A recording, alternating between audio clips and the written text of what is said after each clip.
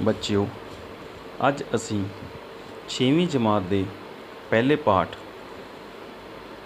ਸਰੀਰਕ ਸਿੱਖਿਆ ਦੇ ਸਿਹਤ ਬਾਰੇ ਜਾਣਕਾਰੀ ਪ੍ਰਾਪਤ ਕਰਾਂਗੇ, ਜਿਸ ਨੂੰ ਕਿ ਮੈਂ ਤੁਹਾਡੇ ਲਈ ਤਿਆਰ ਕੀਤਾ ਹੈ। ਉਮੀਦ ਕਰਦਾ ਹਾਂ ਕਿ ਤੁਸੀਂ ਇਸ ਪਾਠ ਨੂੰ ਚੰਗੀ ਤਰ੍ਹਾਂ ਸੁਣੋਗੇ ਅਤੇ ਸਮਝੋਗੇ। ਤੁਹਾਡੀ ਬੁੱਕ ਹੈ ਸਿਹਤ ਅਤੇ ਸਰੀਰਕ ਸਿੱਖਿਆ, ਜਿਸ ਦਾ ਪਹਿਲਾ ਪਾਠ ਸਿਹਤ ਹੁਣ ਅਸੀਂ ਪੜ੍ਹਨ ਲੱਗੇ ਹਾਂ।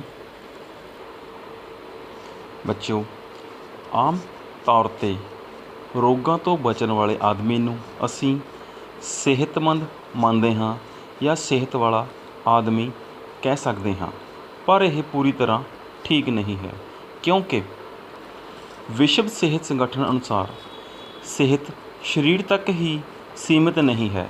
ਇਸ ਦਾ ਸੰਬੰਧ ਮਨੁੱਖ ਦੇ ਮਨ, ਸਮਾਜ ਅਤੇ ਭਾਵਨਾਵਾਂ ਨਾਲ ਵੀ ਜੁੜਿਆ ਹੁੰਦਾ ਹੈ। ਸਿਹਤਮੰਦ ਵਿਅਕਤੀ ਦੇ ਸਰੀਰ ਦੇ ਸਾਰੇ ਅੰਗ ਠੀਕ ਤਰੀਕੇ ਨਾਲ ਕੰਮ ਕਰਦੇ ਹਨ, ਜਿਸ ਕਾਰਨ ਉਹ ਆਪਣੇ ਆਪ ਨੂੰ ਹਰ ਤਰ੍ਹਾਂ ਦੇ ਵਾਤਾਵਰਨ ਵਿੱਚ ਢਾਲ ਲੈਂਦਾ ਹੈ।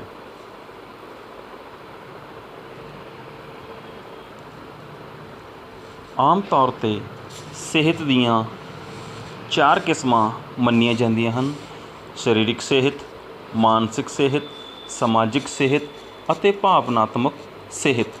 ਜੇਕਰ ਆਪਾਂ ਇੰਗਲਿਸ਼ ਵਿੱਚ ਗੱਲ ਕਰੀਏ ਤਾਂ number 1 physical health, mental health, social health and emotional health. ਆਓ ਇਹਨਾਂ ਚਾਰਾਂ ਬਾਰੇ ਅਸੀਂ ਵਿਸਥਾਰਪੂਰਵਕ ਜਾਣਕਾਰੀ ਪ੍ਰਾਪਤ ਕਰੀਏ। ਨੰਬਰ 1 ਆ ਜਾਂਦੀ ਹੈ ਸਰੀਰਕ ਸਿਹਤ। ਸਰੀਰਕ ਸਿਹਤ ਤੋਂ ਭਾਵ ਇੱਕ ਸਿਹਤਮੰਦ ਵਿਅਕਤੀ ਦੇ ਸਰੀਰ ਦੇ ਸਾਰੇ ਅੰਗ ਆਪਣਾ ਕੰਮ ਠੀਕ ਢੰਗ ਨਾਲ ਕਰਦੇ ਹਨ, ਤਾਂ ਅਸੀਂ ਇਹ ਮੰਨ ਲੈਂਦੇ ਹਾਂ ਕਿ ਉਸ ਵਿਅਕਤੀ ਦੀ ਜਿਹੜੀ ਸਿਹਤ ਹੈ ਉਹ ਵਧੀਆ ਮੰਨੀ ਗਈ ਹੈ। ਸਰੀਰਕ ਸਿਹਤ ਵਿਅਕਤੀ ਦੇ ਸਾਰੇ ਅੰਗ ਠੀਕ ਢੰਗ ਨਾਲ ਕੰਮ ਕਰਦੇ ਹਨ। ਸਰੀਰ ਫੁਰਤੀਲਾ ਅਤੇ ਤੰਦਰੁਸਤ ਅਤੇ ਹਰ ਰੋਜ਼ ਕਿਰਿਆਵਾਂ ਕਰਨ ਲਈ ਤਿਆਰ ਰਹਿਣਾ ਚਾਹੀਦਾ ਹੈ। ਸਿਹਤਮੰਦ ਮਨੁੱਖ ਦਾ ਸਰੀਰਕ ਢਾਂਚਾ ਸੁਡੌਲ, ਮਜ਼ਬੂਤ ਅਤੇ ਸੋਹਣਾ ਹੋਣਾ ਚਾਹੀਦਾ ਹੈ। ਉਸ ਦੀਆਂ ਸਾਰੀਆਂ ਕਾਰਜ ਪ੍ਰਣਾਲੀਆਂ ਜਿਵੇਂ ਸਾਹ ਪ੍ਰਣਾਲੀ, ਪਾਚਨ ਪ੍ਰਣਾਲੀ, ਲਹੂ ਪ੍ਰਣਾਲੀ ਆਪਣਾ ਕੰਮ ਠੀਕ ਤਰੀਕੇ ਨਾਲ ਕਰਦੀਆਂ ਹੋਣ। ਨੰਬਰ 2 'ਤੇ ਆ ਜਾਂਦੀ ਹੈ ਮਾਨਸਿਕ ਸਿਹਤ। ਮਾਨਸਿਕ ਸਿਹਤ ਦਾ ਭਾਵ ਹੈ ਕਿ ਵਿਅਕਤੀ ਦਿਮਾਗੀ ਤੌਰ 'ਤੇ ਸਹੀ ਅਤੇ ਸਮੇਂ ਸਿਰ ਫੈਸਲਾ ਲੈਂਦਾ ਹੈ। ਉਸ ਨੂੰ ਮਾਨਸਿਕ ਤੌਰ 'ਤੇ ਸਿਹਤਮੰਦ ਮੰਨਿਆ ਜਾਂਦਾ ਹੈ, ਜਾਂ ਅਸੀਂ ਕਹਿ ਸਕਦੇ ਹਾਂ ਕਿ ਮਾਨਸਿਕ ਸਿਹਤ ਦਾ ਮਤਲਬ ਹੈ ਮਨੁੱਖ ਦਿਮਾਗੀ ਤੌਰ 'ਤੇ ਸਹੀ ਅਤੇ ਸਮੇਂ ਸਿਰ ਫੈਸਲਾ ਲੈਂਦਾ ਹੈ ਅਤੇ ਹਮੇਸ਼ਾ ਹੀ ਆਪਣੇ ਵਿਸ਼ਵਾਸ ਨੂੰ ਕਾਇਮ ਰੱਖਦਾ ਹੈ। ਮਾਨਸਿਕ ਤੌਰ 'ਤੇ ਵਿਅਕਤੀ ਹਾਲਾਤ ਨਾਲ ਆਪਣੇ ਆਪ ਨੂੰ ਢਾਲ ਲੈਂਦਾ ਹੈ। ਨੰਬਰ 3 'ਤੇ ਅਸੀਂ ਗੱਲ ਕਰਦੇ ਹਾਂ ਸਮਾਜਿਕ ਸਿਹਤ ਦੀ। ਸਮਾਜਿਕ ਸਿਹਤ ਤੋਂ ਭਾਵ ਵਿਅਕਤੀ ਦੇ ਆਪਣੇ ਸਮਾਜ ਨਾਲ ਸੰਬੰਧ ਕਿਹੋ ਜਿਹੇ ਹਨ, ਆਪਣੇ ਆਂਢ ਗੁਆਂਢ, ਆਲੇ ਦੁਆਲੇ ਨਾਲ ਉਸ ਦਾ ਮਿਲਵਰਤਨ ਕਿਹੋ ਜਿਹਾ ਹੈ, ਜਾਂ ਅਸੀਂ ਕਹਿ ਸਕਦੇ ਹਾਂ ਕਿ ਵਿਅਕਤੀ ਦਾ ਆਪਣੇ ਸਮਾਜ ਪ੍ਰਤੀ ਕਿਹੋ ਜਿਹੇ ਸੰਬੰਧ ਹਨ। ਮਨੁੱਖ ਇੱਕ ਸਮਾਜਿਕ ਪ੍ਰਾਣੀ ਹੈ, ਜਿਸ ਨੂੰ ਆਪਣੇ ਹਰ ਰੋਜ਼ ਦੇ ਕੰਮਾਂ ਦੀ ਪੂਰਤੀ ਲਈ ਪਰਿਵਾਰ ਅਤੇ ਸਮਾਜ ਨਾਲ ਚੱਲਣਾ ਪੈਂਦਾ ਹੈ। ਮਿਲਣਸਾਰ ਵਿਅਕਤੀ ਦੀ ਸਮਾਜ ਵਿੱਚ ਇੱਜ਼ਤ ਹੁੰਦੀ ਹੈ। ਅਤੇ ਨੰਬਰ 4 ਅਸੀਂ ਗੱਲ ਕਰਦੇ ਹਾਂ ਭਾਵਨਾਤਮਕ ਸਿਹਤ। ਇਸ ਤੋਂ ਭਾਵ ਹੈ ਕਿ ਮਨੁੱਖ ਦੀਆਂ ਭਾਵਨਾਵਾਂ ਜਿਵੇਂ ਗੁੱਸਾ, ਈਰਖਾ, ਡਰ, ਖੁਸ਼ੀ ਆਦਿ 'ਤੇ ਕੀ ਮਨੁੱਖ ਦਾ ਸੰਤੁਲਨ ਹੈ। ਜੇਕਰ ਉਹ ਇਹਨਾਂ 'ਤੇ ਸੰਤੁਲਿਤ ਹੈ ਤਾਂ ਉਸ ਨੂੰ ਭਾਵਨਾਤਮਕ ਤੌਰ 'ਤੇ ਅਸੀਂ ਸਿਹਤਮੰਦ ਮੰਨ ਸਕਦੇ ਹਾਂ, ਜਿਸ ਨਾਲ ਅਸੀਂ ਆਪਣਾ ਜੀਵਨ ਚੰਗੀ ਤਰ੍ਹਾਂ ਗੁਜ਼ਾਰ ਸਕਦੇ ਹਾਂ। ਅੱਗੇ ਅਸੀਂ ਗੱਲ ਕਰਦੇ ਹਾਂ ਨਿੱਜੀ ਸਿਹਤ ਵਿਗਿਆਨ ਦੀ।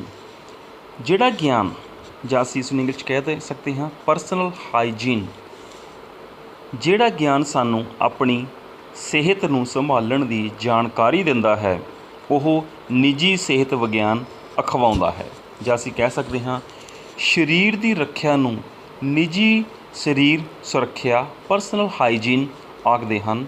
ਇਹ 2 ਸ਼ਬਦਾਂ ਦੇ ਮੇਲ ਤੋਂ ਬਣਿਆ ਹੈ, ਪਰਸਨਲ ਅਤੇ ਹਾਈਜੀਨ। ਪਰਸਨਲ ਅੰਗਰੇਜ਼ੀ ਦੇ ਸ਼ਬਦ ਹੈ, ਜਿਸ ਦਾ ਅਰਥ ਹੈ ਨਿੱਜੀ ਜਾਂ ਵਿਅਕਤੀਗਤ। ਹਾਈਜੀਨ ਯੂਨਾਨੀ ਭਾਸ਼ਾ ਦੇ ਸ਼ਬਦ ਹਾਈਜੀਨਸ ਤੋਂ ਬਣਿਆ ਹੈ, ਜਿਸ ਦਾ ਭਾਵ ਹੈ ਅਰੋਗਤਾ ਦੀ ਦੇਵੀ। ਅੱਜ ਕੱਲ੍ਹ ਹਾਈਜੀਨ ਦਾ ਅਰਥ ਜੀਵਨ ਜਾਂਚ ਤੋਂ ਲਿਆ ਜਾਂਦਾ ਹੈ। ਅਰੋਗਤਾ ਕਾਇਮ ਰੱਖਣ ਲਈ ਸਰੀਰ ਵਿਗਿਆਨ ਪ੍ਰਾਪਤ ਕਰਨਾ ਜ਼ਰੂਰੀ ਹੈ। ਆਓ ਇਸ ਬਾਰੇ ਜਾਣਕਾਰੀ ਪ੍ਰਾਪਤ ਕਰੀਏ ਕਿ ਨਿੱਜੀ ਸਿਹਤ ਵਿਗਿਆਨ ਵਿੱਚ ਕੀ ਕੁਝ ਸ਼ਾਮਿਲ ਹੁੰਦਾ ਹੈ। ਚਮੜੀ ਦੀ ਸਫਾਈ ਇਸ ਦੇ ਵਿੱਚ ਨੰਬਰ 1 'ਤੇ ਆਉਂਦੀ ਹੈ। ਅਸੀਂ ਇਸ ਬਾਰੇ ਜਾਣਕਾਰੀ ਪ੍ਰਾਪਤ ਕਰਦੇ ਹਾਂ। ਚਮੜੀ ਦੀਆਂ 2 ਤਹਿਾਂ ਹੁੰਦੀਆਂ ਹਨ, ਬਾਹਰਲੀ ਤਹਿ ਅਤੇ ਅੰਦਰਲੀ ਤਹਿ। ਬਾਹਰਲੀ ਤਹਿ ਵਿੱਚ ਨਾ ਤਾਂ ਖੂਨ ਦੀਆਂ ਨਾਲੀਆਂ ਅਤੇ ਨਾ ਹੀ ਪੱਠੇ ਦੇ ਗਿਲਟੀਆਂ ਤੰਤੂ ਹੁੰਦੇ ਹਨ। ਅੰਦਰਲੀ ਤਹਿ ਜੁੜਵੇਂ ਤੰਤੂਆਂ ਦੀ ਬਣੀ ਹੁੰਦੀ ਹੈ। ਇਸ ਵਿੱਚ ਲਹੂ ਦੀਆਂ ਨਾਲੀਆਂ ਹੁੰਦੀਆਂ ਹਨ ਜੋ ਚਮੜੀ ਨੂੰ ਖੁਰਾਕ ਪਹੁੰਚਾਉਣ ਦਾ ਕੰਮ ਕਰਦੀਆਂ ਹਨ। ਚਮੜੀ ਸਰੀਰ ਦੇ ਅੰਦਰੂਨੀ ਅੰਗਾਂ ਨੂੰ ਢੱਕ ਕੇ ਰੱਖਦੀ ਹੈ, ਜ਼ਹਿਰੀਲੇ ਮਾਦੇ ਨੂੰ ਬਾਹਰ ਕੱਢਦੀ ਹੈ ਅਤੇ ਸਰੀਰ ਦੇ ਤਾਪਮਾਨ ਨੂੰ ਠੀਕ ਰੱਖਦੀ ਹੈ। ਚਮੜੀ ਸਾਡੇ ਸਰੀਰ ਨੂੰ ਸੁੰਦਰਤਾ ਬਖਸ਼ਦੀ ਹੈ, ਇਸ ਲਈ ਸਾਨੂੰ ਆਪਣੀ ਚਮੜੀ ਦੀ ਸਫਾਈ ਖੂਬ ਚੰਗੀ ਤਰ੍ਹਾਂ ਕਰਨੀ ਚਾਹੀਦੀ ਹੈ। ਚਮੜੀ ਦੀ ਸਫਾਈ ਦਾ ਸਭ ਤੋਂ ਚੰਗਾ ਢੰਗ ਨਹਾਉਣਾ ਹੈ। ਚਮੜੀ ਦੀ ਸਫਾਈ ਲਈ ਸਾਨੂੰ ਸਮੇਂ ਸਿਰ ਨਹਾਉਣਾ ਚਾਹੀਦਾ ਹੈ ਅਤੇ ਸਮੇਂ ਸਿਰ ਚਮੜੀ ਦੀ ਮਾਲਿਸ਼ ਕਰਨੀ ਚਾਹੀਦੀ ਹੈ। ਸਾਨੂੰ ਅੱਗੇ ਕੁਝ ਇਸ ਦੀਆਂ ਖਾਸ ਗੱਲਾਂ ਦਾ ਵੀ ਧਿਆਨ ਰੱਖਣਾ ਚਾਹੀਦਾ ਹੈ। ਨਹਾਉਣ ਤੋਂ ਪਹਿਲਾਂ ਪੇਟ ਸਾਫ਼ ਅਤੇ ਖਾਲੀ ਹੋਣਾ ਜ਼ਰੂਰੀ ਹੈ। ਖਾਣੇ ਤੋਂ ਤੁਰੰਤ ਬਾਅਦ ਸਾਨੂੰ ਨਹੀਂ ਨਹਾਉਣਾ ਚਾਹੀਦਾ ਹੈ। ਕਸਰਤ ਕਰਨ ਤੋਂ ਤੁਰੰਤ ਬਾਅਦ ਨਹੀਂ ਨਹਾਉਣਾ ਚਾਹੀਦਾ। ਸਰਦੀਆਂ ਵਿੱਚ ਨਹਾਉਣ ਤੋਂ ਪਹਿਲਾਂ ਸਰੀਰ ਦੀ ਧੁੱਪ ਵਿੱਚ ਬੈਠ ਕੇ ਚੰਗੀ ਤਰ੍ਹਾਂ ਮਾਲਿਸ਼ ਕਰ ਲੈਣੀ ਚਾਹੀਦੀ ਹੈ। ਨਹਾਉਣ ਤੋਂ ਬਾਅਦ ਸਰੀਰ ਨੂੰ ਸਾਫ਼ ਅਤੇ ਖੁਰਦਰੇ ਤੌਲੀਏ ਨਾਲ ਪੂੰਝਣਾ ਚਾਹੀਦਾ ਹੈ। ਨਹਾਉਣ ਮਗਰੋਂ ਮੌਸਮ ਦੇ ਅਨੁਸਾਰ ਸਾਫ਼ ਸੁਥਰੇ ਕੱਪੜੇ ਪਹਿਨਣੇ ਚਾਹੀਦੇ ਹਨ ਤਾਂ ਜੋ ਅਸੀਂ ਆਪਣੀ ਚਮੜੀ ਨੂੰ ਸਾਫ਼ ਵਧੀਆ ਰੱਖ ਸਕੀਏ। ਚਮੜੀ ਦੀ ਸਫਾਈ ਦੇ ਲਾਭ ਕੀ ਹੁੰਦੇ ਹਨ ਸਾਨੂੰ? ਚਮੜੀ ਸਾਡੇ ਸਰੀਰ ਨੂੰ ਸੁੰਦਰਤਾ ਬਖਸ਼ਦੀ ਹੈ। ਇਹ ਸਾਡੇ ਸਰੀਰ ਦੇ ਅੰਦਰੂਨੀ ਅੰਗਾਂ ਨੂੰ ਢੱਕ ਕੇ ਰੱਖਦੀ ਹੈ ਅਤੇ ਇਹਨਾਂ ਦੀ ਰੱਖਿਆ ਕਰਦੀ ਹੈ। ਚਮੜੀ ਰਾਹੀਂ ਸਰੀਰ ਵਿੱਚੋਂ ਪਸੀਨੇ ਅਤੇ ਹੋਰ ਬਦਬੂਦਾਰ ਚੀਜ਼ਾਂ ਦਾ ਨਿਕਾਸ ਹੁੰਦਾ ਹੈ। ਇਹ ਸਾਡੇ ਸਰੀਰ ਦੇ ਤਾਪਮਾਨ ਨੂੰ ਠੀਕ ਰੱਖਦੀ ਹੈ। ਇਸ ਨੂੰ ਛੂਹਣ ਨਾਲ ਕਿਸੇ ਬਾਹਰਲੀ ਚੀਜ਼ 'ਤੇ ਗੁਣ ਅਤੇ ਲੱਛਣਾਂ ਦਾ ਪਤਾ ਲੱਗਦਾ ਹੈ। ਨਿੱਜੀ ਸਿਹਤ ਵਿੱਚ ਸਾਡੇ 2 ਨੰਬਰ 'ਤੇ ਆਉਂਦੀ ਹੈ ਵਾਲਾਂ ਦੀ ਸਫਾਈ। ਵਾਲਾਂ ਦੀ ਸਫਾਈ ਲਈ ਵਾਲ ਧੋਣ ਤੋਂ ਬਾਅਦ ਤੇਲ ਲਗਾ ਕੇ ਕੰਘੀ ਕਰਨੀ ਚਾਹੀਦੀ ਹੈ, ਪਰ ਫਿਰ ਵੀ ਅਸੀਂ ਇਸ ਬਾਰੇ ਕੁਝ ਵਿਸਥਾਰ 'ਚ ਜਾਣਕਾਰੀ ਪ੍ਰਾਪਤ ਕਰਾਂਗੇ। ਵਾਲ ਸਾਡੇ ਸਰੀਰ ਅਤੇ ਸ਼ਖਸੀਅਤ ਨੂੰ ਪ੍ਰਭਾਵਸ਼ਾਲੀ ਬਣਾਉਂਦੇ ਹਨ। ਵਾਲਾਂ ਦੀ ਸੁੰਦਰਤਾ ਉਹਨਾਂ ਦੇ ਸੰਘਣੇ, ਮਜ਼ਬੂਤ ਅਤੇ ਚਮਕਦਾਰ ਹੋਣ ਵਿੱਚ ਲੁਕੀ ਹੁੰਦੀ ਹੈ। ਵਾਲਾਂ ਦੀ ਸਫਾਈ ਲਈ ਸਾਨੂੰ ਕੁਝ ਗੱਲਾਂ ਦਾ ਧਿਆਨ ਰੱਖਣਾ ਜ਼ਰੂਰੀ ਹੈ, ਜੋ ਕਿ ਇਸ ਪ੍ਰਕਾਰ ਹਨ। ਨੰਬਰ 1 ਕਹਿ ਸਕਦੇ ਹਾਂ ਅਸੀਂ ਕਿ ਵਾਲਾਂ ਨੂੰ ਸਾਬਣ, ਔਲੇ, ਨਿੰਬੂ ਜਾਂ ਕਿਸੇ ਵਧੀਆ ਸ਼ੈਂਪੂ ਨਾਲ ਧੋਣਾ ਚਾਹੀਦਾ ਹੈ। ਰਾਤ ਨੂੰ ਸੌਣ ਤੋਂ ਪਹਿਲਾਂ ਕੰਘੀ ਜਾਂ ਬਰੱਸ਼ ਨਾਲ ਵਾਲਾਂ ਨੂੰ ਚੰਗੀ ਤਰ੍ਹਾਂ ਵਾਹੁਣਾ ਚਾਹੀਦਾ ਹੈ। ਖਾਲੀ ਸਮੇਂ ਵਿੱਚ ਸਿਰ ਵਿੱਚ ਸੁੱਕੇ ਹੱਥਾਂ ਨਾਲ ਮਾਲਿਸ਼ ਕਰਨੀ ਚਾਹੀਦੀ ਹੈ। ਵਾਲਾਂ ਨੂੰ ਰੋਜ਼ ਸਵੇਰੇ ਚੰਗੀ ਤਰ੍ਹਾਂ ਕੰਘੀ ਕਰਕੇ ਸੰਵਾਰਨਾ ਚਾਹੀਦਾ ਹੈ। ਵਾਲਾਂ ਨੂੰ ਬਹੁਤਾ ਖੁਸ਼ਕ ਜਾਂ ਚਿਕਨਾ ਨਹੀਂ ਰੱਖਣਾ ਚਾਹੀਦਾ। ਵਾਲਾਂ ਵਿੱਚ ਤਿੱਖੇ ਪਿੰਨਾਂ ਦੀ ਵਰਤੋਂ ਨਹੀਂ ਕਰਨੀ ਚਾਹੀਦੀ। ਚੰਗੀ ਖੁਰਾਕ ਖਾਣੀ ਚਾਹੀਦੀ ਹੈ। ਮੱਖਣ, ਪਨੀਰ, ਸਲਾਦ, ਫਲ ਅਤੇ ਸਬਜ਼ੀਆਂ ਆਦਿ ਖੁਰਾਕ ਵਿੱਚ ਸ਼ਾਮਲ ਹੋਣੀਆਂ ਚਾਹੀਦੀਆਂ ਹਨ। ਵਾਲਾਂ ਵਿੱਚ ਖੁਸ਼ਬੂਦਾਰ ਤੇਲ ਨਹੀਂ ਲਗਾਉਣੇ ਚਾਹੀਦੇ। ਬੱਚਿਓ, ਵਾਲਾਂ ਦੀ ਸਫਾਈ ਤੋਂ ਬਾਅਦ ਹੁਣ ਅਸੀਂ ਗੱਲ ਕਰਦੇ ਹਾਂ ਅੱਖਾਂ ਦੀ ਸਫਾਈ ਦੀ। ਅੱਖਾਂ ਸਰੀਰ ਦਾ ਸਭ ਤੋਂ ਕੋਮਲ ਅਤੇ ਮਹੱਤਵਪੂਰਨ ਅੰਗ ਹਨ। ਇਹਨਾਂ ਬਿਨਾਂ ਦੁਨੀਆ ਹਨੇਰੀ ਅਤੇ ਜ਼ਿੰਦਗੀ ਬੋਝ ਬਣ ਜਾਂਦੀ ਹੈ। ਕਿਸੇ ਨੇ ਠੀਕ ਹੀ ਕਿਹਾ ਹੈ, ਅੱਖਾਂ ਗਈਆਂ ਜਹਾਨ ਗਿਆ। ਸੋ ਅੱਖਾਂ ਦੀ ਸਫਾਈ ਨਾ ਰੱਖੀ ਜਾਵੇ ਤਾਂ ਅੱਖਾਂ ਦੇ ਕਈ ਤਰ੍ਹਾਂ ਦੇ ਰੋਗ ਹੋ ਜਾਂਦੇ ਹਨ, ਜਿਵੇਂ ਅੱਖਾਂ ਵਿੱਚ ਫਲੂ, ਕੁਕਰੇ, ਅੱਖਾਂ ਵਿੱਚ ਜਲਣ ਆਦਿ। ਅੱਖਾਂ ਦੀ ਸਫਾਈ ਅਤੇ ਸੰਭਾਲ ਲਈ ਸਾਨੂੰ ਕੁਝ ਗੱਲਾਂ ਦਾ ਧਿਆਨ ਰੱਖਣਾ ਜ਼ਰੂਰੀ ਹੈ, ਜਿਵੇਂ ਕਿ ਬਹੁਤ ਤੇਜ਼ ਜਾਂ ਬਹੁਤ ਘੱਟ ਰੌਸ਼ਨੀ ਵਿੱਚ ਅੱਖਾਂ ਤੋਂ ਕੰਮ ਨਹੀਂ ਲੈਣਾ ਚਾਹੀਦਾ। ਨੰਗੀਆਂ ਅੱਖਾਂ ਨਾਲ ਸੂਰਜ ਗ੍ਰਹਿਣ ਨਹੀਂ ਦੇਖਣਾ ਚਾਹੀਦਾ। ਨੰਬਰ 2, ਲੇਟ ਕੇ ਜਾਂ ਬਹੁਤ ਹੇਠਾਂ ਝੁਕ ਕੇ ਸਾਨੂੰ ਕਦੇ ਵੀ ਪੁਸਤਕ ਵਗੈਰਾ ਨਹੀਂ ਪੜ੍ਹਨੀ ਚਾਹੀਦੀ। ਪੜ੍ਹਨ ਵੇਲੇ ਪੁਸਤਕ ਨੂੰ ਅੱਖਾਂ ਤੋਂ ਘੱਟੋ ਘੱਟ 30 ਸੈਂਟੀਮੀਟਰ ਦੂਰ ਰੱਖਣਾ ਚਾਹੀਦਾ ਹੈ। ਅੱਖਾਂ ਨੂੰ ਗੰਦੇ ਰੁਮਾਲ ਜਾਂ ਕੱਪੜੇ ਨਾਲ ਸਾਫ਼ ਨਹੀਂ ਕਰਨਾ ਚਾਹੀਦਾ। ਕਿਸੇ ਇੱਕ ਜਗ੍ਹਾ 'ਤੇ ਨਜ਼ਰ ਟਿਕਾ ਕੇ ਜ਼ਿਆਦਾ ਸਮੇਂ ਤੱਕ ਨਹੀਂ ਰੱਖਣੀ ਚਾਹੀਦੀ। ਅੱਖਾਂ ਵਿੱਚ ਮੱਛਰ ਆਦਿ ਚੀਜ਼ਾਂ ਪੈ ਜਾਣ 'ਤੇ ਅੱਖ ਨੂੰ ਮਲਣਾ ਨਹੀਂ ਚਾਹੀਦਾ। ਇਸ ਨੂੰ ਸਾਫ਼ ਰੁਮਾਲ ਨਾਲ ਕੱਢਣਾ ਚਾਹੀਦਾ ਹੈ ਜਾਂ ਅੱਖਾਂ ਨੂੰ ਤਾਜ਼ੇ ਪਾਣੀ ਦੇ ਛਿੱਟੇ ਮਾਰਨੇ ਚਾਹੀਦੇ ਹਨ। ਅੱਖਾਂ ਵਿੱਚ ਪਸੀਨਾ ਨਹੀਂ ਡਿੱਗਣ ਦੇਣਾ ਚਾਹੀਦਾ। ਪੜ੍ਹਦੇ ਸਮੇਂ ਆਪਣੇ ਕੱਦ ਦੇ ਅਨੁਸਾਰ, ਆਪਣੀ ਹਾਈਟ ਅਨੁਸਾਰ ਕੁਰਸੀਆਂ ਅਤੇ ਮੇਜ਼ ਦਾ ਇਸਤੇਮਾਲ ਕਰਨਾ ਚਾਹੀਦਾ ਹੈ। ਖੱਟੀਆਂ ਚੀਜ਼ਾਂ, ਤੇਲ, ਸ਼ਰਾਬ, ਤੰਬਾਕੂ, ਚਾਹ, ਲਾਲ ਮਿਰਚ ਅਤੇ ਅਫੀਮ ਆਦਿ ਚੀਜ਼ਾਂ ਦੀ ਵਰਤੋਂ ਨਹੀਂ ਕਰਨੀ ਚਾਹੀਦੀ। ਅੱਖਾਂ ਦੀ ਬਿਮਾਰੀ ਹੋਣ 'ਤੇ ਕਿਸੇ ਯੋਗ ਡਾਕਟਰ ਨੂੰ ਦਿਖਾਉਣਾ ਚਾਹੀਦਾ ਹੈ। ਇੱਕੋ ਉਂਗਲ ਜਾਂ ਸਲਾਈ ਨਾਲ ਅੱਖਾਂ ਵਿੱਚ ਦਵਾਈ ਜਾਂ ਕੱਜਲ ਨਹੀਂ ਪਾਉਣਾ ਚਾਹੀਦਾ। ਚੱਲਦੀ ਹੋਈ ਗੱਡੀ ਜਾਂ ਬੱਸ ਵਿੱਚ ਪੈਦਲ ਤੁਰਦੇ ਹੋਏ ਕਿਤਾਬ ਆਦਿ ਨਹੀਂ ਪੜ੍ਹਨੀ ਚਾਹੀਦੀ। ਸਿਨੇਮਾ ਅਤੇ ਟੈਲੀਵਿਜ਼ਨ ਦੂਰ ਤੋਂ ਦੇਖਣਾ ਚਾਹੀਦਾ ਹੈ। ਹਰ ਰੋਜ਼ ਸਵੇਰੇ ਅੱਖਾਂ ਨੂੰ ਸਾਫ਼ ਅਤੇ ਸ਼ੀਤਲ ਪਾਣੀ ਦੇ ਛਿੱਟੇ ਮਾਰਨੇ ਚਾਹੀਦੇ ਹਨ। ਅੱਗੇ ਆਉਂਦਾ ਹੈ ਕੰਨਾਂ ਦੀ ਸਫਾਈ। ਕੰਨਾਂ ਦੁਆਰਾ ਅਸੀਂ ਸੁਣਦੇ ਹਾਂ। ਕੰਨ ਦਾ ਪਰਦਾ ਬਹੁਤ ਨਾਜ਼ੁਕ ਹੁੰਦਾ ਹੈ। ਜੇਕਰ ਇਸ ਵਿੱਚ ਕੋਈ ਨੁਕੀਲੀ ਚੀਜ਼ ਲੱਗ ਜਾਵੇ ਤਾਂ ਇਹ ਫਟ ਜਾਂਦਾ ਹੈ ਅਤੇ ਮਨੁੱਖ ਦੀ ਸੁਣਨ ਦੀ ਸ਼ਕਤੀ ਨਸ਼ਟ ਹੋ ਜਾਂਦੀ ਹੈ। ਸਾਨੂੰ ਕੰਨਾਂ ਦੀ ਸਫਾਈ ਦਾ ਖਾਸ ਧਿਆਨ ਰੱਖਣਾ ਚਾਹੀਦਾ ਹੈ। ਜੇਕਰ ਕੰਨਾਂ ਦੀ ਸਫਾਈ ਕਰਨੀ ਹੋਵੇ ਤਾਂ ਕਿਸੇ ਮੋਟੀ ਤੀਲੀ ਅਤੇ ਸਖਤ ਰੂੰ ਲਪੇਟੋ। ਇਸ ਨੂੰ ਹਾਈਡਰੋਜਨ ਪਰਆਕਸਾਈਡ ਵਿੱਚ ਭਿਉਂ ਕੇ ਕੰਨ ਵਿੱਚ ਫੇਰੋ। ਇਸ ਨਾਲ ਕੰਨ ਸਾਫ਼ ਹੋ ਜਾਵੇਗਾ। ਅਜਿਹਾ ਹਫ਼ਤੇ ਵਿੱਚ 1-2 ਵਾਰ ਜ਼ਰੂਰ ਕਰੋ। ਜੇਕਰ ਕੰਨਾਂ ਵਿੱਚੋਂ ਪੀਕ ਵਗ ਰਹੀ ਹੋਵੇ ਤਾਂ 1 ਗ੍ਰਾਮ ਬੋਰਿਕ ਐਸਿਡ ਨੂੰ 2 ਗ੍ਰਾਮ ਗਲਿਸਰੀਨ ਵਿੱਚ ਘੋਲੋ। ਰਾਤ ਨੂੰ ਸੌਣ ਲੱਗੇ ਇਸ ਘੋਲ ਦੀਆਂ 2 ਬੂੰਦਾਂ ਕੰਨਾਂ ਵਿੱਚ ਪਾਓ। ਇਸ ਤੋਂ ਬਿਨਾਂ ਹਰ ਰੋਜ਼ ਨਹਾਉਣ ਮਗਰੋਂ ਕੰਨ ਦੇ ਬਾਹਰਲੇ ਹਿੱਸੇ ਨੂੰ ਸਾਫ਼ ਪਾਣੀ ਨਾਲ ਸਾਫ਼ ਕਰਕੇ ਚੰਗੀ ਤਰ੍ਹਾਂ ਪੂੰਝੋ। ਕੰਨਾਂ ਵਿੱਚ ਕੋਈ ਤਿੱਖੀ ਜਾਂ ਨੋਕਦਾਰ ਚੀਜ਼ ਨਹੀਂ ਫੇਰਨੀ ਚਾਹੀਦੀ। ਕੰਨ ਵਿੱਚ ਫਿੰਸੀ ਹੋਣ 'ਤੇ, ਪੀਕ ਵਗਣ 'ਤੇ ਕੰਨ ਦੇ ਡਾਕਟਰ ਦੀ ਮਦਦ ਲੈਣੀ ਚਾਹੀਦੀ ਹੈ। ਕੰਨਾਂ ਦੀ ਸਫਾਈ ਕੰਨਾਂ ਦੇ ਡਾਕਟਰ ਕੋਲੋਂ ਹੀ ਕਰਾਉਣੀ ਚਾਹੀਦੀ ਹੈ। ਜੇਕਰ ਕੰਨ ਲੱਗ ਜਾਣ ਤਾਂ ਛੱਪੜਾਂ, ਨਹਿਰਾਂ, ਤਲਾਬਾਂ ਆਦਿ ਵਿੱਚ ਨਹਾਉਣਾ ਨਹੀਂ ਚਾਹੀਦਾ। ਬਹੁਤ ਸ਼ੋਰ ਵਾਲੀ ਥਾਂ 'ਤੇ ਕੰਮ ਨਹੀਂ ਕਰਨਾ ਚਾਹੀਦਾ। ਕੰਨ 'ਤੇ ਜ਼ੋਰਦਾਰ ਸੱਟ ਜਿਵੇਂ ਮੁੱਕਾ ਆਦਿ ਨਹੀਂ ਮਾਰਨਾ ਚਾਹੀਦਾ। ਕਿਸੇ ਬਿਮਾਰੀ ਕਰਕੇ ਜੇਕਰ ਕੰਨ ਭਾਰੀ ਲੱਗਣ ਲੱਗੇ ਤਾਂ ਡਾਕਟਰ ਦੀ ਸਲਾਹ ਅਨੁਸਾਰ ਹੀ ਦਵਾਈ ਆਦਿ ਪਾਉਣੀ ਚਾਹੀਦੀ ਹੈ। ਅੱਗੇ ਅਸੀਂ ਗੱਲ ਕਰਦੇ ਹਾਂ ਨੱਕ ਦੀ ਸਫਾਈ ਦੀ। ਹਰ ਰੋਜ਼ ਸਵੇਰੇ ਅਤੇ ਸ਼ਾਮ ਨਹਾਉਂਦੇ ਹੋਏ ਨੱਕ ਨੂੰ ਪਾਣੀ ਨਾਲ ਸਾਫ਼ ਕਰਨਾ ਚਾਹੀਦਾ ਹੈ। ਨੱਕ ਬਹੁਤ ਜ਼ੋਰ ਨਾਲ ਸਾਫ਼ ਨਹੀਂ ਕਰਨਾ ਚਾਹੀਦਾ। ਇੱਕ ਨਾਸ ਵਿੱਚੋਂ ਪਾਣੀ ਅੰਦਰ ਲੈ ਕੇ ਦੂਜੀ ਨਾਸ ਤੋਂ ਬਾਹਰ ਕੱਢ ਦੇਣਾ ਚਾਹੀਦਾ ਹੈ।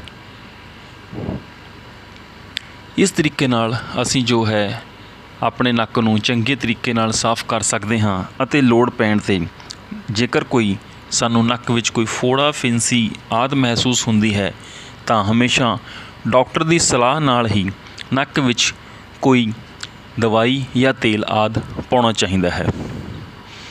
ਇਸ ਤੋਂ ਬਾਅਦ ਬੱਚਿਓ ਅਸੀਂ ਗੱਲ ਕਰਾਂਗੇ ਦੰਦਾਂ ਦੀ ਸਫਾਈ ਦੀ। ਦੰਦ ਵੀ ਸਾਡੇ ਸਰੀਰ ਦਾ ਮਹੱਤਵਪੂਰਨ ਅੰਗ ਹਨ। ਕਿਸੇ ਨੇ ਠੀਕ ਹੀ ਕਿਹਾ ਹੈ, ਦੰਦ ਗਏ ਤਾਂ ਸਵਾਦ ਗਿਆ। ਦੰਦਾਂ ਦੇ ਖਰਾਬ ਹੋਣ ਨਾਲ ਦਿਲ ਦਾ ਰੋਗ ਵੀ ਹੋ ਸਕਦਾ ਹੈ ਅਤੇ ਮੌਤ ਵੀ ਹੋ ਸਕਦੀ ਹੈ। ਸੋ ਦੰਦ ਭੋਜਨ ਨੂੰ ਚਬਾਉਣ ਵਿੱਚ ਮਹੱਤਵਪੂਰਨ ਯੋਗਦਾਨ ਦਿੰਦੇ ਹਨ। ਚੰਗੀ ਤਰ੍ਹਾਂ ਨਾਲ ਚਬਾ ਕੇ ਖਾਧਾ ਭੋਜਨ ਛੇਤੀ ਹਜ਼ਮ ਹੋ ਜਾਂਦਾ ਹੈ। ਜਦੋਂ ਬੱਚਾ ਪੈਦਾ ਹੁੰਦਾ ਹੈ ਤਾਂ ਕੁਝ ਮਹੀਨਿਆਂ ਮਗਰੋਂ ਉਸ ਦੇ ਦੰਦ ਨਿਕਲਣੇ ਸ਼ੁਰੂ ਹੋ ਜਾਂਦੇ ਹਨ। ਇਹ ਦੰਦ ਸਥਾਈ ਨਹੀਂ ਹੁੰਦੇ। ਕੁਝ ਸਾਲਾਂ ਮਗਰੋਂ ਇਹ ਦੰਦ ਟੁੱਟ ਜਾਂਦੇ ਹਨ। ਇਹਨਾਂ ਨੂੰ ਦੁੱਧ ਦੇ ਦੰਦ ਕਿਹਾ ਜਾਂਦਾ ਹੈ। 6 ਤੋਂ 12 ਸਾਲ ਦੀ ਉਮਰ ਤੱਕ ਪੱਕੇ ਅਤੇ ਸਥਾਈ ਦੰਦ ਨਿਕਲ ਆਉਂਦੇ ਹਨ। ਦੰਦ ਵੀ ਸਾਡੇ ਸਰੀਰ ਦਾ ਮਹੱਤਵਪੂਰਨ ਅੰਗ ਹਨ। ਸੋ ਬੱਚਿਓ, ਦੰਦਾਂ ਦੀ ਸਫਾਈ ਲਈ ਸਾਨੂੰ ਕੁਝ ਗੱਲਾਂ ਦਾ ਧਿਆਨ ਰੱਖਣਾ ਚਾਹੀਦਾ ਹੈ। ਹਰ ਰੋਜ਼ ਸਵੇਰੇ ਉੱਠ ਕੇ ਅਤੇ ਰਾਤ ਨੂੰ ਸੌਣ ਤੋਂ ਪਹਿਲਾਂ ਦੰਦਾਂ ਨੂੰ ਬੁਰਸ਼ ਨਾਲ ਸਾਫ਼ ਕਰਨਾ ਚਾਹੀਦਾ ਹੈ। ਭੋਜਨ ਕਰਨ ਤੋਂ ਬਾਅਦ ਕੁਰਲੀ ਜ਼ਰੂਰ ਕਰਨੀ ਚਾਹੀਦੀ ਹੈ। ਗਰਮ ਦੁੱਧ ਜਾਂ ਚਾਹ ਨਹੀਂ ਪੀਣੀ ਚਾਹੀਦੀ ਅਤੇ ਨਾ ਹੀ ਬਰਫ਼ ਅਤੇ ਠੰਡੀਆਂ ਚੀਜ਼ਾਂ ਦੀ ਵਰਤੋਂ ਕਰਨੀ ਚਾਹੀਦੀ ਹੈ। ਦੰਦਾਂ ਵਿੱਚ ਪਿੰਨ ਆਦਿ ਕੋਈ ਤਿੱਖੀ ਚੀਜ਼ ਨਹੀਂ ਮਾਰਨੀ ਚਾਹੀਦੀ। ਦੰਦਾਂ ਨਾਲ ਨਾ ਹੀ ਕਿਸੇ ਸ਼ੀਸ਼ੀ ਦਾ ਢੱਕਣ ਖੋਲ੍ਹਣਾ ਚਾਹੀਦਾ ਹੈ, ਨਾ ਹੀ ਬਦਾਮ ਜਾਂ ਅਖਰੋਟ ਅਜਿਹੀ ਸਖਤ ਚੀਜ਼ ਤੋੜਨੀ ਚਾਹੀਦੀ ਹੈ। ਬਰੱਸ਼ ਮਸੂੜਿਆਂ ਦੇ ਨਾਲ ਦੇ ਇੱਕ ਪਾਸੇ ਤੋਂ ਦੂਸਰੇ ਪਾਸੇ ਕਰਨਾ ਚਾਹੀਦਾ ਹੈ। ਬਿਲਕੁਲ ਖਰਾਬ ਦੰਦਾਂ ਨੂੰ ਕਢਵਾ ਦੇਣਾ ਚਾਹੀਦਾ ਹੈ। ਭੁੰਨੇ ਹੋਏ ਦਾਣੇ, ਗਾਜਰ, ਮੂਲੀ ਆਦਿ ਚੀਜ਼ਾਂ ਖਾਣੀਆਂ ਚਾਹੀਦੀਆਂ ਹਨ।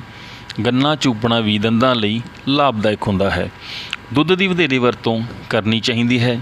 ਦੰਦ ਖਰਾਬ ਹੋਣ 'ਤੇ ਕਿਸੇ ਚੰਗੇ ਡਾਕਟਰ ਤੋਂ ਇਲਾਜ ਕਰਵਾਉਣਾ ਚਾਹੀਦਾ ਹੈ। ਮਠਿਆਈਆਂ, ਟੌਫੀਆਂ ਅਤੇ ਖੰਡ ਆਦਿ ਜੋ ਹੈ ਉਹ ਸਾਨੂੰ ਨਹੀਂ ਖਾਣੇ ਚਾਹੀਦੇ, ਤਾਂ ਜੋ ਅਸੀਂ ਆਪਣੇ ਦੰਦਾਂ ਦੀ ਸਹੀ ਤਰੀਕੇ ਨਾਲ ਸਾਂਭ ਸੰਭਾਲ ਕਰ ਸਕੀਏ। ਸਾਡਾ ਅਗਲਾ ਟੌਪਿਕ ਆਉਂਦਾ ਹੈ ਨਹੁੰਾਂ ਦੀ ਸਫਾਈ, ਜੋ ਕਿ ਨਿੱਜੀ ਸਿਹਤ ਵਿਗਿਆਨ ਦਾ ਹੀ ਅਗਲਾ ਪਾਰਟ ਹੈ। ਸਰੀਰ ਦੇ ਬਾਕੀ ਅੰਗਾਂ ਦੀ ਸਫਾਈ ਵਾਂਗ ਨਹੁੰਾਂ ਦੀ ਸਫਾਈ ਵੀ ਬਹੁਤ ਜ਼ਰੂਰੀ ਹੈ। ਨਹੁੰਾਂ ਦੀ ਸਫਾਈ ਨਾ ਰੱਖਣ ਦਾ ਮਤਲਬ ਕਈ ਰੋਗਾਂ ਨੂੰ ਸੱਦਾ ਦੇਣਾ ਹੈ। ਸੋ ਸਾਨੂੰ ਆਪਣੇ ਨਹੁੰਾਂ ਨੂੰ ਸਾਫ਼ ਰੱਖਣ ਲਈ ਕੁਝ ਗੱਲਾਂ ਨੂੰ ਧਿਆਨ ਵਿੱਚ ਰੱਖਣਾ ਚਾਹੀਦਾ ਹੈ। ਨਹੁੰ ਨਹੀਂ ਵਧਾਉਣੇ ਚਾਹੀਦੇ। ਆਮ ਕਰਕੇ ਅੱਜ ਕੱਲ੍ਹ ਰਿਵਾਜ ਹੈ ਕਿ ਜ਼ਿਆਦਾਤਰ ਲੜਕੀਆਂ ਆਪਣੇ ਨਹੁੰਾਂ ਨੂੰ ਵਧਾ ਲੈਂਦੀਆਂ ਹਨ, ਅਤੇ ਜੋ ਕਿ ਸਾਨੂੰ ਬਿਮਾਰੀਆਂ ਨੂੰ ਸੱਦਾ ਦਿੰਦੇ ਹਨ, ਕਿਉਂਕਿ ਨਹੁੰਾਂ ਦੇ ਵਿੱਚ ਤਰ੍ਹਾਂ ਤਰ੍ਹਾਂ ਦੀ ਕੋਈ ਮੈਲ ਫਸ ਜਾਂਦੀ ਹੈ, ਜਿਸ ਵਿੱਚ ਜਰਮ ਪੈਦਾ ਹੁੰਦੇ ਹਨ, ਅਤੇ ਜਦੋਂ ਅਸੀਂ ਭੋਜਨ ਵਗੈਰਾ ਕਰਦੇ ਹਾਂ ਤਾਂ ਉਹ ਸਾਡੇ ਮੂੰਹ ਰਾਹੀਂ ਪੇਟ ਵਿੱਚ ਚਲੇ ਜਾਂਦੇ ਹਨ, ਜਿਸ ਨਾਲ ਕਿ ਸਾਨੂੰ ਕਈ ਤਰ੍ਹਾਂ ਦੇ ਰੋਗ ਲੱਗ ਸਕਦੇ ਹਨ। ਭੋਜਨ ਖਾਣ ਤੋਂ ਪਹਿਲਾਂ ਹੱਥਾਂ ਨੂੰ ਚੰਗੀ ਤਰ੍ਹਾਂ ਸਾਨੂੰ ਧੋ ਲੈਣਾ ਚਾਹੀਦਾ ਹੈ, ਤਾਂ ਕਿ ਨਹੁੰਾਂ ਵਗੈਰਾ ਵਿੱਚ ਜੇ ਕੋਈ ਮਿੱਟੀ ਕਣ ਜਾਂ ਕੋਈ ਜਰਮ ਵਗੈਰਾ ਹੈ ਤਾਂ ਉਹ ਸਾਫ਼ ਹੋ ਜਾਵੇ। ਦੰਦਾਂ ਨਾਲ ਨਹੁੰਾਂ ਨੂੰ ਨਹੀਂ ਕੱਟਣਾ ਚਾਹੀਦਾ। ਨਹੁੰਾਂ ਨੂੰ ਨੇਲ ਕਟਰ ਨਾਲ ਹੀ ਹਮੇਸ਼ਾ ਕੱਟਣਾ ਚਾਹੀਦਾ ਹੈ, ਕਿਉਂਕਿ ਜੇਕਰ ਅਸੀਂ ਦੰਦਾਂ ਨੂੰ ਨਹੁੰਾਂ ਨਾਲ ਕੱਟਦੇ ਹਾਂ ਨਹੁੰਾਂ ਨੂੰ ਜੇਕਰ ਅਸੀਂ ਦੰਦਾਂ ਨਾਲ ਕੱਟਦੇ ਹਾਂ ਤਾਂ ਸਾਡੇ ਨਹੁੰਾਂ ਵਿਚਲੇ ਜਰਮ ਸਾਡੇ ਮੂੰਹ ਵਿੱਚ ਚਲੇ ਜਾਂਦੇ ਹਨ। ਨਹੁੰਾਂ ਨੂੰ ਸੋਡੀਅਮ ਕਾਰਬੋਨੇਟ ਅਤੇ ਪਾਣੀ ਦੇ ਘੋਲ ਵਿੱਚ ਡੋਬਣਾ ਚਾਹੀਦਾ ਹੈ। ਹੱਥਾਂ ਦੇ ਨਾਲ ਨਾਲ ਪੈਰਾਂ ਦੇ ਨਹੁੰਾਂ ਨੂੰ ਵੀ ਕੱਟਣੇ ਚਾਹੀਦੇ ਹਨ। ਸੋ ਬੱਚਿਓ, ਇਹ ਸਾਡੇ ਨਿੱਜੀ ਸਿਹਤ ਵਿਗਿਆਨ ਦੇ ਕੁਝ ਅੰਗ ਸਨ, ਜਿਨ੍ਹਾਂ ਨੂੰ ਅਸੀਂ ਧਿਆਨਪੂਰਵਕ ਪੜ੍ਹਿਆ, ਅਤੇ ਹੁਣ ਨਾਲ ਹੀ ਅਸੀਂ ਦੇਖਦੇ ਹਾਂ ਕਿ ਸਿਹਤ ਨੂੰ ਨਿਰੋਗ ਰੱਖਣ ਲਈ ਚੰਗੀਆਂ ਆਦਤਾਂ ਕਿਹੜੀਆਂ ਨੇ ਜੋ ਸਾਨੂੰ ਅਪਣਾਉਣੀਆਂ ਚਾਹੀਦੀਆਂ ਹਨ, ਤਾਂ ਜੋ ਸਾਡੀ ਜਿਹੜੀ ਸਿਹਤ ਹੈ ਉਹ ਤੰਦਰੁਸਤ ਰਹਿ ਸਕੇ, ਅਸੀਂ ਸਿਹਤਮੰਦ ਰਹਿ ਸਕੀਏ, ਜੋ ਕਿ ਸਾਡੇ ਇਸ ਪਾਠ ਦਾ ਸ਼ੀਰਸ਼ਕ ਵੀ ਹੈ। ਸਭ ਤੋਂ ਪਹਿਲਾਂ ਹੈ ਕਿ ਸਾਨੂੰ ਨਿਰੋਗ ਜਾਂ ਸਿਹਤਮੰਦ ਰਹਿਣ ਲਈ ਸੰਤੁਲਿਤ ਭੋਜਨ ਕਰਨਾ ਚਾਹੀਦਾ ਹੈ। ਜੇਕਰ ਅਸੀਂ ਸੰਤੁਲਿਤ ਭੋਜਨ ਖਾਵਾਂਗੇ, ਜਿਸ ਵਿੱਚ ਕਿ ਸਾਰੇ ਮੌਜੂਦਾ ਤੱਤ ਨੇ ਜੋ ਸਾਨੂੰ ਲੋੜੀਂਦੇ ਨੇ, ਜੇਕਰ ਉਹ ਮੌਜੂਦ ਹੋਣਗੇ ਤਾਂ ਸਾਡੇ ਸਰੀਰ ਨੂੰ ਕੰਪਲੀਟ ਡਾਈਟ ਮਿਲ ਰਹੀ ਹੋਊਗੀ ਅਤੇ ਅਸੀਂ ਤੰਦਰੁਸਤ ਰਹਾਂਗੇ। ਸੋ ਸਾਨੂੰ ਨਿਰੋਗ ਰਹਿਣ ਲਈ ਸਭ ਤੋਂ ਪਹਿਲਾਂ ਸੰਤੁਲਿਤ ਆਹਾਰ ਲੈਣਾ ਜ਼ਰੂਰੀ ਹੈ। ਸੰਤੁਲਿਤ ਭੋਜਨ ਜ਼ਰੂਰ ਖਾਓ। ਨੰਬਰ 2, ਸਰੀਰ ਦੇ ਅੰਦਰੂਨੀ ਅਤੇ ਬਾਹਰੀ ਅੰਗਾਂ ਦੀ ਸੰਭਾਲ ਰੱਖੋ। ਸਾਡੇ ਸਰੀਰ ਦੇ ਜਿਹੜੇ ਅੰਦਰੂਨੀ ਅੰਗ ਨੇ ਔਰ ਬਾਹਰੀ ਅੰਗ ਨੇ, ਅਸੀਂ ਉਹਨਾਂ ਨੂੰ ਐਕਸਰਸਾਈਜ਼ ਦੁਆਰਾ ਜਾਂ ਅਸੀਂ ਸੰਤੁਲਿਤ ਭੋਜਨ ਦੁਆਰਾ ਦੋਨਾਂ ਦੀ ਚੰਗੇ ਤਰੀਕੇ ਨਾਲ ਰੱਖ ਰਖਾਵ ਕਰ ਸਕਦੇ ਹਾਂ, ਉਹਨਾਂ ਨੂੰ ਤੰਦਰੁਸਤ ਰੱਖ ਸਕਦੇ ਹਾਂ। ਉਮਰ ਅਨੁਸਾਰ ਪੂਰੀ ਨੀਂਦ ਲਵੋ। ਜੇਕਰ ਸਾਨੂੰ ਜਿਸ ਤਰੀਕੇ ਦੀ ਸਾਡੀ ਆਯੂ ਹੈ, ਉਮਰ ਹੈ, ਤਾਂ ਉਸ ਦਾ ਚਾਰਟ ਦੇਖ ਕੇ ਸਾਨੂੰ ਜਿੰਨੀ ਵੀ ਡੇਲੀ ਨੀਂਦ ਦੀ ਲੋੜ ਹੈ ਉਹ ਸਾਨੂੰ ਜ਼ਰੂਰ ਲੈਣੀ ਚਾਹੀਦੀ ਹੈ, ਤਾਂ ਕਿ ਸਾਡਾ ਜਿਹੜਾ ਸਰੀਰ ਹੈ ਉਹ ਉਚਿਤ ਮਾਤਰਾ ਵਿੱਚ ਰੈਸਟ ਪ੍ਰਾਪਤ ਕਰਕੇ ਅਸੀਂ ਤੰਦਰੁਸਤ ਰਹਿ ਸਕੀਏ। ਅਗਲਾ ਪੁਆਇੰਟ ਹੈ ਸੈਰ। ਸਾਨੂੰ ਹਰ ਰੋਜ਼ ਸਵੇਰੇ ਔਰ ਸ਼ਾਮ ਨੂੰ ਸੈਰ ਜ਼ਰੂਰ ਕਰਨੀ ਚਾਹੀਦੀ ਹੈ, ਤਾਂ ਜੋ ਸਾਨੂੰ ਜਿਹੜੀ ਆਕਸੀਜਨ ਹੈ ਉਹ ਵਧੀਆ ਮਿਲ ਸਕੇ ਔਰ ਅਸੀਂ ਤੰਦਰੁਸਤ ਰਹਿ ਸਕੀਏ। ਐਕਸਰਸਾਈਜ਼ ਕਰਨੀ ਚਾਹੀਦੀ ਹੈ, ਸੈਰ ਕਰਨੀ ਚਾਹੀਦੀ ਹੈ, ਇਹ ਸਾਡੇ ਸਰੀਰ ਲਈ ਬਹੁਤ ਜ਼ਰੂਰੀ ਹੈ। ਹਮੇਸ਼ਾ ਨੱਕ ਰਾਹੀਂ ਸਾਹ ਲਵੋ। ਸਾਨੂੰ ਕੁਦਰਤ ਨੇ ਨੱਕ ਰਾਹੀਂ ਸਾਹ ਲੈਣਾ ਹੀ ਬਖਸ਼ਿਆ ਹੈ। ਸੋ ਤਾਂ ਜੋ ਨੱਕ ਰਾਹੀਂ ਸਾਹ ਲੈਣ ਨਾਲ ਮਿੱਟੀ ਧੂੜ ਦੇ ਜੋ ਕਣ ਨੇ ਉਹ ਨੱਕ ਦੇ ਵਾਲਾਂ ਵਿੱਚ ਫਸ ਜਾਂਦੇ ਹਨ ਅਤੇ ਗੰਦਗੀ ਸਾਡੇ ਅੰਦਰ ਫੇਫੜਿਆਂ ਤੱਕ ਨਹੀਂ ਜਾਂਦੀ ਅਤੇ ਅਸੀਂ ਬਿਮਾਰੀ ਤੋਂ ਰਹਿਤ ਰਹਿੰਦੇ ਹਾਂ। ਸੋ ਸਾਹ ਹਮੇਸ਼ਾ ਨੱਕ ਰਾਹੀਂ ਲੈਣਾ ਚਾਹੀਦਾ ਹੈ। ਰੁੱਤ ਅਤੇ ਮੌਸਮ ਅਨੁਸਾਰ ਸਾਨੂੰ ਕੱਪੜੇ ਜੋ ਨੇ ਉਹ ਪਾਉਣੇ ਚਾਹੀਦੇ ਹਨ। ਸਾਨੂੰ ਜ਼ਿਆਦਾ ਖੁੱਲ੍ਹੇ ਜਾਂ ਤੰਗ ਕੱਪੜੇ ਨਹੀਂ ਪਾਉਣੇ ਚਾਹੀਦੇ ਜੋ ਸਾਡੇ ਸਰੀਰ ਨੂੰ ਔਖਿਆਈ ਮਹਿਸੂਸ ਕਰਾਉਣ। ਹਮੇਸ਼ਾ ਖੁਸ਼ ਰਹਿਣਾ ਚਾਹੀਦਾ ਹੈ ਤਾਂ ਜੋ ਸਾਡੇ ਅੰਦਰ ਸਾਡਾ ਖੂਨ ਦਾ ਦੌਰ ਸਹੀ ਚੱਲਦਾ ਰਹੇ, ਅਸੀਂ ਖੁਸ਼ ਰਹੀਏ ਔਰ ਅਸੀਂ ਤੰਦਰੁਸਤ ਰਹੀਏ। ਆਪਣਾ ਪੋਸਚਰ ਖੜ੍ਹੇ ਹੋਣ ਦਾ ਸਾਨੂੰ ਹਮੇਸ਼ਾ ਸਹੀ ਤਰੀਕੇ ਨਾਲ ਖੜ੍ਹੇ ਹੋਣਾ ਚਾਹੀਦਾ ਹੈ, ਸਹੀ ਤਰੀਕੇ ਨਾਲ ਬੈਠਣਾ ਚਾਹੀਦਾ ਹੈ। ਚੱਲਣ ਅਤੇ ਸੌਣ ਦਾ ਜਿਹੜਾ ਤਰੀਕਾ ਹੈ ਉਹ ਵੀ ਸਾਡਾ ਬਿਲਕੁਲ ਸਹੀ ਹੋਣਾ ਚਾਹੀਦਾ ਹੈ। ਜੇਕਰ ਸਾਡਾ ਪੋਸਚਰ ਸਹੀ ਨਹੀਂ ਹੋਵੇਗਾ ਤਾਂ ਹੌਲੀ ਹੌਲੀ ਅਸੀਂ ਆਪਣੇ ਪੋਸਚਰ ਨੂੰ ਖਰਾਬ ਕਰ ਲਵਾਂਗੇ ਅਤੇ ਸਾਡੀ ਜਿਹੜੀ ਸਿਹਤ ਹੈ ਉਹ ਵੀ ਖਰਾਬ ਹੋਣੀ ਸ਼ੁਰੂ ਹੋ ਜਾਂਦੀ ਹੈ। ਸਾਨੂੰ ਆਪਣਾ ਆਲਾ ਦੁਆਲਾ ਸਾਫ਼ ਰੱਖਣਾ ਚਾਹੀਦਾ ਹੈ। ਇਹ ਨਹੀਂ ਕਿ ਅਸੀਂ ਆਪਣਾ ਇਕੱਲਾ ਸਰੀਰ ਸਾਫ਼ ਰੱਖਣਾ ਹੈ, ਸਾਡੇ ਆਲੇ ਦੁਆਲੇ ਨੂੰ ਵੀ ਅਸੀਂ ਚੰਗੇ ਤਰੀਕੇ ਨਾਲ ਸਾਫ਼ ਰੱਖਣਾ ਹੈ ਤਾਂ ਜੋ ਜੇਕਰ ਸਾਡਾ ਸਰੀਰ ਔਰ ਆਲਾ ਦੁਆਲਾ ਤੰਦਰੁਸਤ ਹੋਊਗਾ ਤਾਂ ਅਸੀਂ ਵੀ ਬਿਲਕੁਲ ਤੰਦਰੁਸਤ ਮਹਿਸੂਸ ਕਰਾਂਗੇ। ਸੋ ਸਾਡਾ ਅਗਲਾ ਪੁਆਇੰਟ ਹੈ, ਸਾਨੂੰ ਭੋਜਨ ਖਾਣ ਵੇਲੇ ਕਿਹੜੀਆਂ ਗੱਲਾਂ ਦਾ ਧਿਆਨ ਰੱਖਣਾ ਚਾਹੀਦਾ ਹੈ। ਬੱਚਿਓ, ਭੋਜਨ ਆਪਾਂ ਸਾਰੇ ਹੀ 3 ਟਾਈਮ ਕਰਦੇ ਹਾਂ, ਪਰ ਸਾਨੂੰ ਇਹ ਵੀ ਧਿਆਨ ਰੱਖਣਾ ਚਾਹੀਦਾ ਹੈ ਕਿ ਸਾਨੂੰ ਕਿੰਨਾ ਭੋਜਨ ਕਿੰਨੀ ਮਾਤਰਾ ਵਿੱਚ ਇਸ ਦੇ ਕਿਸ ਤਰੀਕੇ ਨਾਲ ਸਾਨੂੰ ਭੋਜਨ ਕਰਨਾ ਚਾਹੀਦਾ ਹੈ। ਆਓ ਇਸ 'ਤੇ ਧਿਆਨ ਦਈਏ। ਸਭ ਤੋਂ ਪਹਿਲਾਂ ਕੀ ਹੈ ਕਿ ਭੋਜਨ ਖਾਣ ਤੋਂ ਪਹਿਲਾਂ ਹੱਥਾਂ ਨੂੰ ਚੰਗੀ ਤਰ੍ਹਾਂ ਸਾਫ਼ ਸਾਬਣ ਜਾਂ ਸੈਨੀਟਾਈਜ਼ਰ ਨਾਲ ਧੋ ਲੈਣਾ ਚਾਹੀਦਾ ਹੈ। ਅੱਗੇ ਨੰਬਰ 2, ਭੋਜਨ ਸਾਫ਼ ਸੁਥਰਾ ਅਤੇ ਸੰਤੁਲਿਤ ਕਰਨਾ ਚਾਹੀਦਾ ਹੈ। ਸਾਨੂੰ ਬੇਹਾ ਭੋਜਨ ਔਰ ਅਸੰਤੁਲਿਤ ਭੋਜਨ ਵੀ ਨਹੀਂ ਖਾਣਾ ਚਾਹੀਦਾ ਜੋ ਕਿ ਸਾਡੀ ਸਿਹਤ ਨੂੰ ਖਰਾਬ ਕਰ ਸਕਦਾ ਹੈ। ਹਮੇਸ਼ਾ ਤਾਜ਼ਾ ਔਰ ਸੰਤੁਲਿਤ ਭੋਜਨ ਲੈਣਾ ਚਾਹੀਦਾ ਹੈ। ਸਾਨੂੰ ਫਾਸਟ ਫੂਡ ਤੋਂ ਹਮੇਸ਼ਾ ਬਚਣਾ ਚਾਹੀਦਾ ਹੈ। ਅੱਜ ਕੱਲ੍ਹ ਰਿਵਾਜ਼ ਹੈ ਬੱਚੇ ਪੀਜ਼ਾ, ਬਰਗਰ, ਕੁਲਚੇ ਆਦਿ ਬਹੁਤ ਖਾਂਦੇ ਹਨ। ਸੋ ਇਹਨਾਂ ਤੋਂ ਬਚਣਾ ਚਾਹੀਦਾ ਅਤੇ ਘਰ ਵਿੱਚ ਬਣਿਆ ਭੋਜਨ ਹੀ ਹਮੇਸ਼ਾ ਸਾਨੂੰ ਖਾਣਾ ਚਾਹੀਦਾ ਹੈ। ਨੰਬਰ 4, ਗਰਮ ਜਾਂ ਬਹੁਤਾ ਠੰਡਾ ਭੋਜਨ ਨਹੀਂ ਖਾਣਾ ਚਾਹੀਦਾ। ਸਾਨੂੰ ਜ਼ਿਆਦਾ ਗਰਮ ਭੋਜਨ ਵੀ ਨਹੀਂ ਖਾਣਾ ਚਾਹੀਦਾ ਔਰ ਬਿਲਕੁਲ ਠੰਡਾ ਵੀ ਨਹੀਂ ਖਾਣਾ ਚਾਹੀਦਾ। ਸਥਿਤੀ ਦੇ ਅਨੁਸਾਰ, ਸਮੇਂ ਅਨੁਸਾਰ ਬਿਲਕੁਲ ਸਹੀ ਭੋਜਨ ਸਾਨੂੰ ਕਰਨਾ ਚਾਹੀਦਾ ਹੈ ਤਾਂ ਕਿ ਅਸੀਂ ਤੰਦਰੁਸਤ ਰਹਿ ਸਕੀਏ। ਭੋਜਨ ਜ਼ਰੂਰਤ ਦੇ ਅਨੁਸਾਰ ਹੀ ਸਾਨੂੰ ਖਾਣਾ ਚਾਹੀਦਾ ਹੈ। ਚੰਗੀ ਤਰ੍ਹਾਂ ਚੱਬ ਕੇ ਖਾਧਾ ਭੋਜਨ ਹੀ ਸਾਨੂੰ ਤਾਕਤ ਬਖਸ਼ਦਾ ਹੈ। ਜਿੰਨੀ ਸਾਡੇ ਸਰੀਰ ਨੂੰ ਲੋੜ ਹੈ ਓਨਾ ਹੀ ਸਾਨੂੰ ਭੋਜਨ ਗ੍ਰਹਿਣ ਕਰਨਾ ਚਾਹੀਦਾ ਹੈ। ਜਦੋਂ ਸਾਨੂੰ ਲੱਗੇ ਕਿ ਸਾਡਾ ਭੋਜਨ ਹੈਵੀ ਹੋ ਗਿਆ ਜਾਂ ਫੈਟ ਅਪ ਹੋ ਗਏ ਤਾਂ ਸਾਨੂੰ ਤੁਰੰਤ ਹੀ ਆਪਣਾ ਭੋਜਨ ਜੋ ਹੈ ਹੋਰ ਨਹੀਂ ਕਰਨਾ ਚਾਹੀਦਾ, ਛੱਡ ਦੇਣਾ ਚਾਹੀਦਾ ਹੈ। ਨੰਬਰ 6, ਕੰਪਿਊਟਰ ਜਾਂ TV ਦੇਖਦੇ ਹੋਏ ਭੋਜਨ ਸਾਨੂੰ ਕਦੇ ਵੀ ਨਹੀਂ ਖਾਣਾ ਚਾਹੀਦਾ। ਸਾਡਾ ਧਿਆਨ ਹਮੇਸ਼ਾ ਭੋਜਨ ਕਰਨ ਦੇ ਵਿੱਚ ਹੀ ਹੋਣਾ ਚਾਹੀਦਾ ਹੈ। ਜੇਕਰ ਅਸੀਂ ਖਾਂਦੇ ਸਮੇਂ ਸਾਡਾ ਧਿਆਨ ਕਿਤੇ ਹੋਰ ਹੋਵੇਗਾ ਤਾਂ ਸਾਡੀ ਸਿਹਤ ਤੰਦਰੁਸਤ ਨਹੀਂ ਰਹਿ ਸਕਦੀ। ਸੋ ਸਾਨੂੰ ਇਸ ਤਰ੍ਹਾਂ ਦੇ ਹੋਰ ਕੰਪਿਊਟਰ, TV, ਮੋਬਾਈਲ ਆਦਿ ਵੱਲ ਧਿਆਨ ਨਹੀਂ ਦੇਣਾ ਚਾਹੀਦਾ ਸਾਨੂੰ ਭੋਜਨ ਕਰਦੇ ਸਮੇਂ। ਨੰਬਰ 7 ਹੈ, ਖਾਣਾ ਕਦੇ ਵੀ ਲੇਟ ਕੇ ਨਹੀਂ ਖਾਣਾ ਚਾਹੀਦਾ।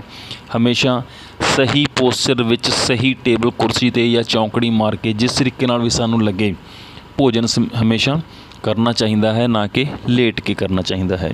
8ਵਾਂ ਹੈ, ਫਲ ਚੰਗੀ ਤਰ੍ਹਾਂ ਧੋ ਕੇ ਖਾਣੇ ਚਾਹੀਦੇ ਹਨ ਕਿਉਂਕਿ ਫਲਾਂ 'ਤੇ ਅੱਜ ਕੱਲ੍ਹ ਤਰ੍ਹਾਂ ਦੇ ਕੈਮੀਕਲਸ ਦਾ ਛਿੜਕਾਓ ਕੀਤਾ ਜਾਂਦਾ ਹੈ। ਕਈ ਵਾਰ ਅਸੀਂ ਕਾਹਲੀ ਫਟਾਫਟ ਭੋਜਨ ਕਰਕੇ ਆਪਣਾ ਜੋ ਫਲ ਹੈ ਉਸ 'ਤੇ ਦੰਦੀ ਵੱਢ ਲੈਂਦੇ ਹਾਂ ਔਰ ਕਈ ਬਿਮਾਰੀਆਂ ਦੇ ਸ਼ਿਕਾਰ ਹੋ ਜਾਂਦੇ ਹਾਂ। ਸੋ ਭੋਜਨ ਹਮੇਸ਼ਾ ਜੋ ਫਲ ਨੇ ਉਸ ਨੂੰ ਚੰਗੀ ਤਰ੍ਹਾਂ ਧੋ ਕੇ ਹੀ ਸਾਨੂੰ ਖਾਣੇ ਚਾਹੀਦੇ ਹਨ।